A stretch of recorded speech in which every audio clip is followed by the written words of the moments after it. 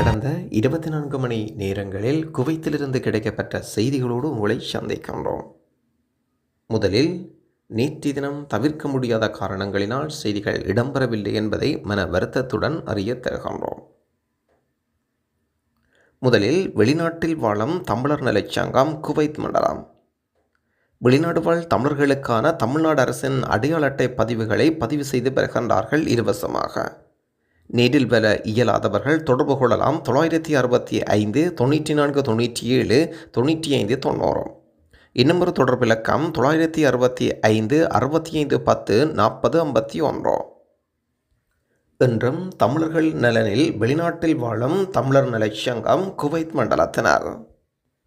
உள்துறை அமைச்சின் துணைச் செயலாளர் லெப்டினன்ட் ஜெனரல் கசானியாக்களின் சோதனைக்குழு தலைவர் பார்வைகளின் பாதுகாப்பை விசேடமாக பாதுகாப்பதற்கும் தயார்நிலை விழிப்புணர்வுகளை பேணுவதற்கும் உறுதிப்பாட்டை மீண்டும் உச்சப்படுத்தியிருக்கின்றார். கவாலி கவர்னரேட்டின் சோதனைக்குழு தலைவர் ஆய்வுச் சுற்று பயணத்தின் போது பார்வைகளின் பாதுகாப்பை உறுதிப்படுத்தவும் அவர்கள் எதிர்கொள்ளும் தடைகள் சிரமங்களை அகற்றவும் பாதுகாப்பு சேவைகளையும் வலியுறுத்தியிருக்கின்றார். இந்த நாட்களில் கசானியாக்களின் இடங்களை பாதுகாப்பதற்கான அமைச்சின் கள பாதுகாப்பு திட்டத்தையும் மதிப்பாய்வும் செய்திருக்கின்றார். நேரடியாக சூரிய ஒளியின் வெளிப்பாட்டுடன் தொடர்புடைய ஆபத்துக்களிலிருந்து தொழிலாளர்களின் பாதுகாப்பு மற்றும் ஆரோக்கியத்தை பாதுகாக்க கவனமாக இருங்கள்.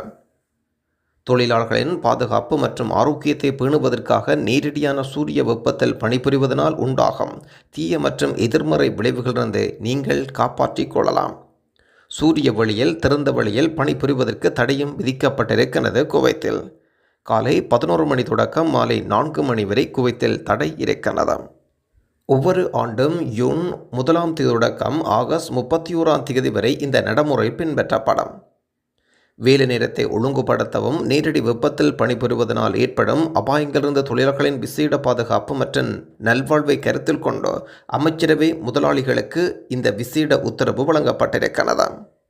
இதையும் மீறி தொழில் செய்தவர்கள் தொழில் ஆற்றிக்கொண்டிருப்பவர்களுடைய முதலாளிமார்களுக்கு எதிராக அபராதங்கள் தொடர்கின்றன. டெர்மினல் 2 விமான நிலையத்தில் மதிப்பாய்வு. குவைத்தினுடைய சர்வதேச விமான நிலைய டெர்மினல் 2 திட்டத்தின் முன்னேற்றம் குறித்து ஒப்பந்த நிறுவனங்களுடன் ஆய்வுக் கூட்டத்தை பொதுப்பணித்துறை அமைச்சரும் முனிசிபல் விவகார உதவி அமைச்சருமான நூரா நடத்தியிருக்கிறார். இந்த சந்திப்பின் போது பயணிகளின் அனுபவத்தை மேம்படுத்துவதற்கு பெரிதும் பங்களிப்பும் புதிய பயணிகள் முனையம் டெர்மினல் 2 நிறைவு செய்வதை உறுதி செய்யவும் ஒத்துழைத்து தீவிரமாக செயல்படுத்துவதற்கான அமைச்சின் உறுதிப்பாட்டையும் அமைச்சர் மீண்டும் உறுதிப்படுத்தியிருக்கிறார். குறிப்பிட்ட திகதி காலக்கெடுக்கள் திட்டத்தை விரைந்து முடிக்க வேண்டிய அவசியத்தையும் அமைச்சர் வேண்டுகோள் வைத்திருக்கிறார். குவைத்தில் முதல் துணை பிரதமரும் அமைச்சரவின் உத்தரவின் பேரில் இந்த அமைச்சு வட்டாரங்கள் மேற்கோள் காட்டி உள்ளூர் நாளிதழின் செய்தி. உள்துறை பாதுகாப்பு அமைச்சர் நாட்டில் வசிப்பவர்கள் அனைவரும் தங்கள் குடியிருப்பு முகவரியை சகால் செயலி மூலம் புதுப்பிக்குமாறு செய்தி அனுப்பப்பட்டுள்ளது. செய்திக்கு 2 மாதங்களுக்கு பதில் அளிக்காதவர்கள் மாதத்தில் 20 தினார் அபராதம் விதிக்கப்படும். பிற சட்ட நடவடிக்கைகளும் எடுக்கப்படும். சிவில் தகவல் அதிகாரிகள் கணவன் மனைவி வசிக்கும் இடத்தில் இருக்க வேண்டும் என்ற போன்ற புகார்கள் நிலையில் சரிபார்க்க குடியிருப்பால் அழைக்க தொடங்கியுள்ளனர். குழந்தைகளின் முகவரியும் அவர்கள் விவாகரத்து செய்யப்பட்டவர்கள் என்றால் அவர்கள் நிரூபிக்கும் ஆவணங்களையும் சமர்ப்பிக்க வேண்டும். இவர்களில் பெரும்பாலானோர் குடியுரிமை பெறாதவர்கள் என்பதும் கடந்த சில நாட்களாக கைது செய்யப்பட்ட குடியிருப்பு சட்டத்தை மீறினவர்கள் தங்கள் சிவில் ஐடியில் இருக்கும் முகவரியிலிருந்து வெவ்வேறு இடங்களில் வசிப்பது கண்டறியப்படுகிறது. சிவில் ஐடியில் தங்கள் முகவரியை புதுப்பிக்காதவர்கள் மீதும் நடவடிக்கை எடுக்கப்பட இருக்கிறது. ஆகவே அனைவரும் தங்கள் குடியிருப்பு முகவரியை சகால் செயலியின் மூலம் புதுப்பிக்கலாம். 2 மாதங்களுக்குள் நீங்கள் முகவரிகள் மாறி இருந்தால் புதுப்பித்துக் கொள்ள வேண்டும். மீறினால் 20 தினார் அபராதம் விதிக்கப்படும் என்ற புதிய சட்டமும் நடைமுறையில் வருகின்றது. குவைத்தின் தஜீஜ் பகுதியில் குடியிருப்புகள் ஏற்பட்ட தீயை தீயணைப்புத் துறையினர் கட்டுப்படுத்தியுள்ளனர். குறிப்பிடத்தக்க காயங்கள் எதுவுமின்றி தீ கட்டுப்பாட்டுக்குள் கொண்டு வரப்பட்டிருப்பதாக தீயணைப்புத்துறை சார்பாக செய்தி வெளியிடப்பட்டிருக்கிறது. ஃபர்வனியா கவர்னரேட்டின் விசேட பாதுகாப்பு ஆய்வுச் சோதனைகள். குவைத்தினுடைய விசா விவகாரங்களுக்கான பொது இயக்குநரகத்துடன் இணைந்து சிறப்பு பாதுகாப்பு துறையானது விசா அடிப்படை சட்டங்கள் மீறுபவர்களையும் யலிப் அல் சுவே பகுதியில் தேடப்படும் நபர்களையும் குறிவைத்து பாதுகாப்பு ஆய்வு பிரச்சாரத்தை மேற்கொண்டனர். தேவையான சட்ட நடவடிக்கை எடுக்கவும் அவர்கள் நாட்டிலிருந்து நாடு கடத்தவும் சம்பந்தப்பட்ட அதிகாரிகளிடம் குறிப்பிட்ட நபர்கள் ஒப்படைக்கப்படுகின்றனர். பெரும்பாலும் இன்று அனைத்து கவர்னரேட்டுகளிலும் சட்டத்துக்கு புறம்பாக இருக்கும் நபர்கள் கைது செய்வதற்கான மிக தீவிர நடவடிக்கை பாதுகாப்பு படை சார்பாக மேற்கொள்ளப்பட்டிருக்கிறது. வெளியில் செல்பவர் உங்களை உறுதிப்படுத்தும் ஆவணங்களை கையோடு எடுத்துச் செல்லுங்கள். கடல் துறைமுகம் ஒன்றின் மூலம் புதுமையான முறையில் போதைப் பொருட்களை நாட்டுக்குள் கொண்டு வந்த குவைத் நாட்டுக்கு கொண்டு சென்ற முயலை கைப்பற்றியுள்ளனர். சட்டத்துக்கு புறம்பாக இருப்பவர்களை கைது செய்வதற்கான குற்றப்பாதுகாப்பு துறையின் முயற்சியின் ஒரு பகுதியாக கடத்தல், போதைப்பொருள் கடத்தலின் ஆதாரங்களை உலர்த்துவதற்கு தேவையான நடவடிக்கையை தொடர்ந்து எடுத்துள்ளனர்.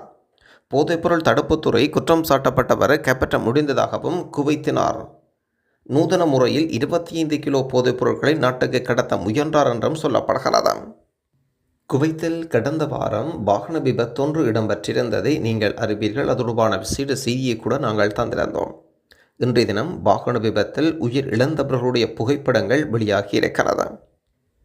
கிட்டத்தட்ட இந்த வாகன விபத்தில் 7 நபர்கள் உயிரிழந்திருந்தார்கள். இதில் தமிழர் உட்பட 6 இந்தியர்கள் என்பதும் குறிப்பிடத்தக்கது. அவர்களுக்கு எமது ஊடகம் சார்பாக ஆழ்ந்த இரங்கலை வெளிப்படுத்துகின்றோம். இந்த விபத்தானது குவைத்தில் கடந்த செவ்வாய்க்கிழமை 9ஆம் தேதி 7வது ரிங் ரோட்டில் இடம்பெற்றிருந்தது. மினிபான் விபத்தில் சிக்கி உயிரிழந்த 7 பேர் அடையாளம் காணப்பட்டிருந்தார்கள். இதில் 5 பேர் இந்தியர்கள், 2 பேர் பங்களாதேஷ் நாட்டைச் சேர்ந்தவர்கள். இந்தியர்களில் தமிழகத்தைச் சேர்ந்தவர் ராஜ்குமார் கிருஷ்ணசாமி என்பதும் குறிப்பிடத்தக்கது. குறிப்பாக வாகனம் கட்டுப்பாட்டை இழந்து பாலத்தில் மோதியதில் இந்த விபத்து இடம்பெற்றிருக்கிறது. குடியிருப்பு பகுதிகளில் வசிக்கும் பேச்சுலர் வெளிநாட்டவர்கள் குறிவைக்கப்படுகின்றனர். குவைத்தினுடைய நகராட்சியில் மக்கள் தொடர்புத்துறையினர் கவாலி கவர்னரேட்டிற்கும் பேச்சுலர் துறையினரை குறிவைத்து பின்தொடர்தல் துறையின் மேற்பார்வை குழுக்களினால் மேற்கொள்ளப்பட்ட ஆய்வு பிரச்சாரத்தின் தொடர்ச்சியை உறுதி செய்துள்ளனர். அடிப்படையில் சார்பில் இருக்கும் 7 சொத்துக்களின் அடிப்படையில் 7 கட்டடங்களுக்கு மின்சாரங்கள் துண்டிக்கப்பட்டிருக்கிறது. தொடர்ந்து குவைத்தினுடைய பொதுமன்னிப்பு காலங்களை பயன்படுத்தி தாயகம் சென்றவர்களுக்கான ஒரு விசேட நேர்காணல் பதிவோன்றோம். நன்றி, வணக்கம். அன்பு சொந்தங்களே, இது யாருக்கான பதிவுண்டா, ஊருக்கு போயிட்டு நம்ம ஏர்போர்ட்டில் இறங்கி நம்ம இதுக்கு போவோம். இதுக்கு எப்படி கிரே போட்டு போனீங்கன்னா, கிரேப்போ வேறு எந்த டெக்ஸ்ட் பண்ணால் கொஞ்சம் முன்னப்போனால் விலையாக இருக்குது.